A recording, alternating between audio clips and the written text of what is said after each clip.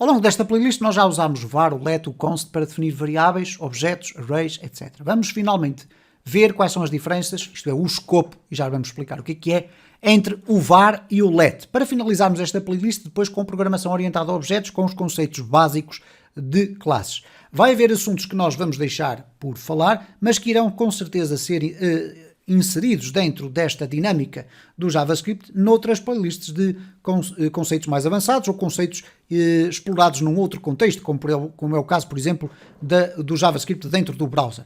Então, o que é o var? O var nós podemos dizer que é uma utilização já do passado. Okay? Existem três formas de declarar variáveis, atualmente, que é o var, o let e o const, mas na sua essência mais básica o let e o var são muito semelhantes. No entanto, nós vamos verificar que internamente o var é bem diferente. Aparece muito nos scripts antigos, na programação moderna é praticamente inexistente, e se encontrares scripts antigos que queres fazer em termos de renovação para uma versão mais recente da linguagem, é importante perceber como é que o var funciona. E nós vamos ficar aqui pela rama. O var não tem escopo de bloco. O que é que isto significa? O var é quase como se fosse uma variável global. Quando é definida, aparentemente todo o script sabe que ela existe. Então reparem aqui no seguinte. O bloco significa este espaço que está aqui dentro desta condição. Esta condição obviamente é verdadeira, 1 é igual a 1 e portanto aqui é true, então é executado o bloco que aqui está dentro. Reparem que aqui dentro do bloco é definida uma variável com a expressão var. Então o nome 1 fora deste bloco é conhecido, é como se fosse uma variável global. Ela foi criada ali, vai existir para o todo sempre. Ora, o mesmo não acontece com o let, e aqui está uma diferença. Se eu usar o let nome2 aqui dentro, o que é que vai acontecer? Fora do bloco, o let não é conhecido, ou neste caso o nome2 não é conhecido. Reparem que o próprio Visual Studio Code já conhece esta lógica. Ele coloca aqui 3 pontos por baixo, indicando que há aqui qualquer problema. Ele diz, could not find name nome2. Did you mean nome1? Porque ele detectou o nome 1. Isto é, o nome 1 está disponível, por isso não aparece aqui qualquer informação, mas o nome 2 não está disponível e por conseguinte reparem que inclusive a cor é ligeiramente mais esbatida do que o nome 1. Porquê? Porque esta variável está declarada, mas não está a ser utilizada. Obviamente que se eu aqui tentar executar, vamos fazer aqui um clear, node A, ele vai detectar um erro porque não existe nome 2. Ele vai apresentar aqui o nome 1, se eu tivesse aqui um console, okay? O console log nome 1 apresentaria o nome 1, que está aqui, é o João, mas o Ana não aparece exatamente por aquilo que eu referi. Bom, vamos saltar aqui para o exemplo B.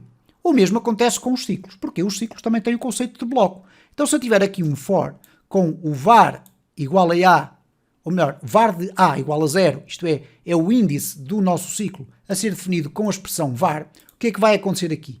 A letra A e também este var B que está aqui estão disponíveis depois fora do ciclo, ok? Porque são as tais questões do escopo. O var é definido, mesmo aqui como sendo dentro do mecanismo do ciclo, mas quer o A, quer o B ficam disponíveis e, portanto, isto aqui não gera qualquer erro.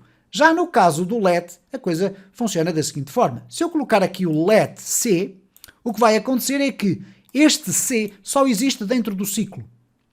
O var D, como eu defini como var, vai existir fora do ciclo. Então, vamos aqui testar a execução disto. Eu vou aqui fazer um clear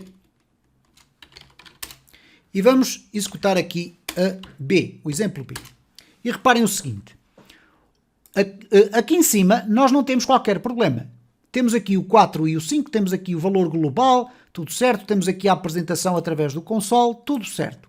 Agora, aqui em baixo, ele diz o seguinte, o C não foi possível encontrar. Qual é o C? É este C que nós estamos aqui a falar. Reparem que o erro não aparece no D. O D existe, mas o C não foi possível encontrar. Por conseguinte, aqui vocês já veem que as questões do escopo têm muita importância e a utilização do let é diferente em relação ao var neste campo. Vocês poderão perguntar, então, mas é muito mais prático eu usar sempre o var, porque assim eu não vou ter problemas de estar a tentar apresentar ou usar uma variável que está condicionada pelo escopo de um bloco.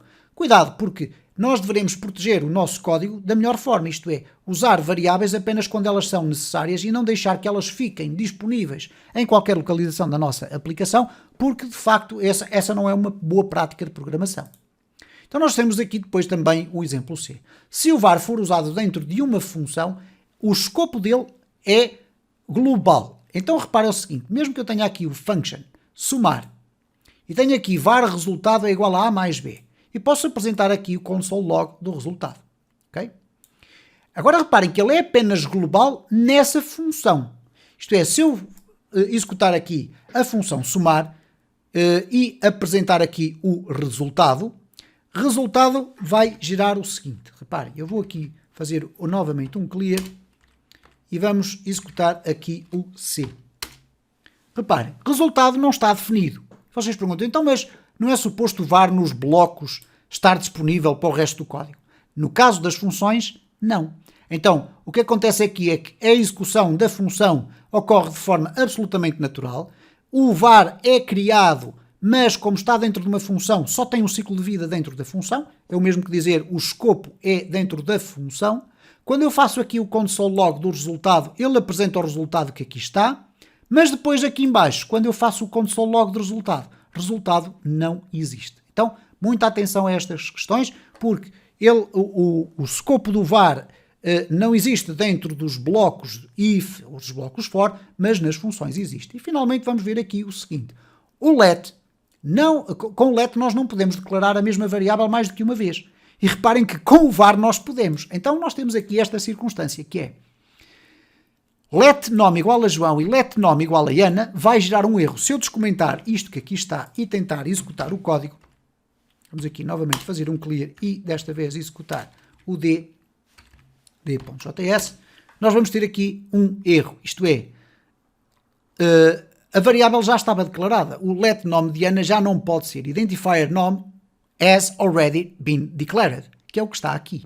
Então reparem o seguinte, se eu fizer isso com o var, não há problema nenhum. Então se eu agora aqui executar o D novamente, reparem, António e olá. Isto é, eu tenho aqui o nome 1 e nome 1. Como definir nome 1 novamente, depois de o ter definido pela primeira vez, o nome 1 vai assumir o último valor que lhe é dado. Ora, isto é de uma insegurança absurda, porque reparem, se nós tivermos de facto uma variável que está lá no topo do nosso código e vamos tentar defini-la outra vez, julgando nós que ela não existia, ela pura e simplesmente vai fazer um override, isto é, vai esmagar a variável anterior. Eu prefiro que o meu código dê um crash e me avise que de facto eu estou a tentar declarar uma variável que já existia, do que permitir esta simpleza e esta simplicidade de tratamento dos dados, ok? E depois nós temos aqui uma outra coisa estranha. Nós podemos definir uma variável sem o termo let consta o var e depois declarar o var, mas não o let. Bom, o que é que isto acontece? O que é que isto é na prática? Reparem, eu posso escrever mensagem igual a olá, sem usar aqui o let, o var ou o const, e depois dizer var mensagem. E é tudo tranquilo. Mas se usar o let mensagem, em vez de ser var mensagem, já vamos ter um erro, ok? Então, basicamente, ficamos aqui com uma visão geral e principalmente para vos chamar a atenção que existe de facto diferenças e, portanto, escrever var ou escrever let tem diferenças e vocês devem estar atentos a isso. E nós, durante os próximos vídeos, vamos muito rapidamente conhecer os princípios básicos da criação de classes no JavaScript. Não vamos aprofundar tudo, como é óbvio, é uma playlist de introdução. Algo que não existia, obviamente, nos primórdios do JavaScript, mas que convém perceber como funciona. Porque é um dos principais pilares de qualquer linguagem de programação moderna, neste caso, a programação orientada por objetos. A playlist dos fundamentos de JavaScript estará concluída para avançarmos depois rapidamente para a exploração do JavaScript em ambiente web e depois as outras playlists de JavaScript que irão explorar o React, o Node.js e tudo o resto. Portanto, ficamos aqui com uma noção muito interessante sobre quais são as principais diferenças entre a utilização do var e do let.